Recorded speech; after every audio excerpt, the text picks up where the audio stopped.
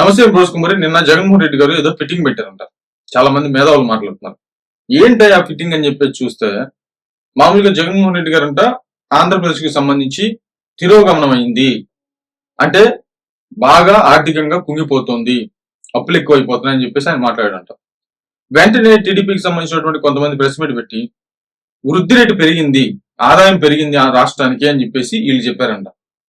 దీంట్లో ప్రాబ్లం వల్ల ఏంటంటే, మామూలుగా ఆదాయం తగ్గితే సంక్షేమ పథకాలు చేయలేకపోతున్నాము, డబ్బులు లేవు, అప్పులు పాలైపోయారు, ఆంధ్రప్రదేశ్ అసలు డబ్బులు లేవనే గుణంలో చెప్పారు.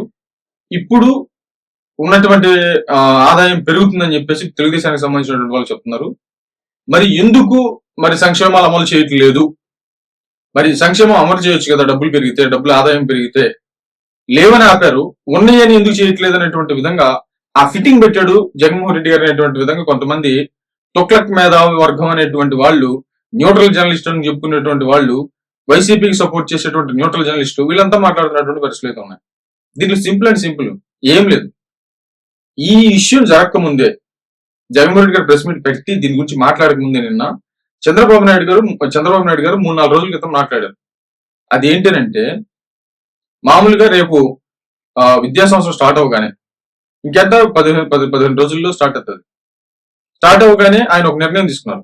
ఈసారి విద్యా సంవత్సరానికి అమ్మ ఒడి అంటే తల్లికి వందనం వేస్తున్నాం, అమ్మ ఒడి తల్లి వందనం అవుతుంది, తల్లి వందనం వేస్తున్నాం. ఎవరి పిల్లలు ఎంతమంది పిల్లలు ఉంటే అంతమంది పిల్లలకి డబ్బులు ఇస్తామని చెప్పేసి వాళ్ళు మాట ఇచ్చారు. రేపు స్టార్ట్ చేయబోతున్నారు. నెంబర్ 2 వచ్చేసి సిలిండర్లు, గ్యాస్ సిలిండర్లకు సంబంధించి ఆయన సమీక్ష చేశారు.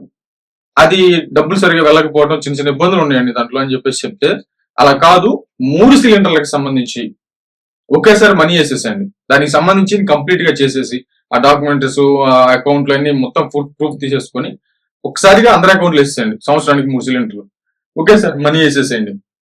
ఇంకా అది వాళ్ళు గ్యాస్ సిలిండర్లు కొనుక్కుంటారు ఏంటనే తర్వాత అట్లాగా దాన్ని ప్లాన్ చేశారు. దాని మీద సమీక్ష చేశారు. స్వయంగా చంద్రబాబు నాయుడు గారే సీఎం హోదాలో దాన్ని చేశారు. అదేవిధంగా ఆగస్టు నుంచి బస్సుని లైన్ లో పెట్టడానికి ప్లాన్ చేస్తున్నారు. ఈసారి వచ్చేటువంటి వ్యవసాయానికి డబ్బులు ఇవ్వడానికి అన్ని సన్నద్ధాలు చేసుకుంటున్నారు. అంటే ఇంక 10-15 రోజుల్లో అయ్యేటువంటి పని ఆల్రెడీ సీఎం హోదాలో చంద్రబాబు నాయుడు గారు ఆల్రెడీ అనౌన్స్ చేసేసారు, అయిపోయింది, ఇదిగో పలానా తారీఖు పలానా డేట్ అని. మరి అనౌన్స్ చేసేసారు అంటే మరి ఆర్థికంగా వృద్ధి చెందితేనే కదా మరి అనౌన్స్ చేసింది అనేటువంటి చిన్న లాజిక్ ఎలా మర్చిపోతారు? ఒకవేళ నీకు ఈ విద్యా సంవత్సరానికి తల్లికి వందనం అమలు చేయకపోతే ఒక్కొక్కటి చేసుకుంటూ వస్తున్నారు కదా. ఇదిగో కొంచెం ఆదాయం పెరగంగానే ఇంకొక సంక్షేమం, ఇంకొంచెం ఆదాయం పెరగంగానే ఇంకొక సంక్షేమం, ఇలా చేసుకుంటూ వెళ్తున్నారు కదా. అంటే ఇలా వాదనలు ఎలా ఉంటాయంటే, కుకీ ఏనుగుల కోసం పవన్ కళ్యాణ్ గారు వెళ్ళారు, ఏదో కర్ణాటకతో ఏదో మాట్లాడుతూ ఏదో బిల్డప్ ఇచ్చాడు. మరి ఆ కుకీ ఏనుగులు ఎటుపోయినాయో, పవన్ కళ్యాణ్ గారు ఏం చేస్తున్నారో తెలియదు అనేటువంటి కోణంలో మాట్లాడినటువంటి సన్నాసులు. మరి కుకీ ఏనుగులు వచ్చేసినాయి, దాని మీద పవన్ కళ్యాణ్ గారు అక్కడికి వెళ్ళారు, అధికారికంగా వాళ్ళు అప్పచెప్పారు, చాలా పెద్ద లెవెల్లో స్వాగతం లభించింది పవన్ కళ్యాణ్ గారికి, ఇవన్నీ జరిగాయి.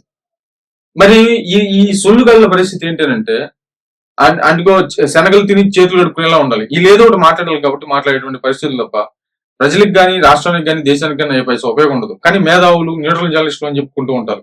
వ్యూస్ కోసం చేసేటువంటి విపరీతమైనటువంటి గుజుప్సాకరమైనటువంటి వార్తా విశ్లేషణ మరి ఏమైతే చూద్దాం.